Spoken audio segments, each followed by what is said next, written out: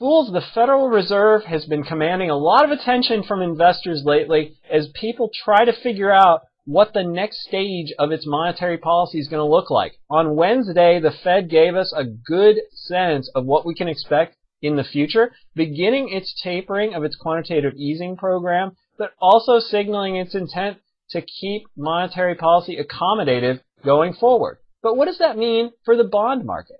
My name is Dan Kaplinger. I'm the Motley Fool's Director of Investment Planning.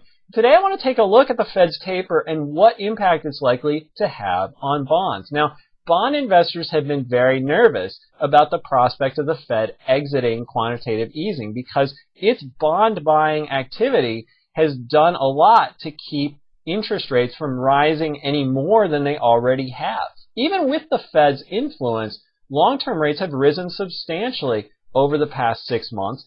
And there's every indication that investors think that it would rise even more once the Fed decides to stop its bond buying. But the taper didn't have as huge of an impact on the bond market and on bond ETFs like the iShares Barclays 20-plus year Treasury or the iShares Barclays TIPS bond ETF as many had thought. And the reason was pretty simple.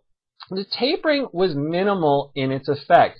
The Fed only reduced its monthly purchases by $10 billion. It's still buying a total of $75 billion in treasuries and in agency-backed bonds. And so it's not that huge of a move at this point. Plus, the Fed also said that it intends to keep its short-term rate policy very accommodative, even in light of falling unemployment rates. And so that points to a favorable environment for bonds that could last a lot longer than some investors had thought. And that's much of why those bond ETFs didn't fall as much as some had feared, and why bearish investments like the ProShares Ultra Short Treasury 20-plus year didn't rise as much as some had expected to see.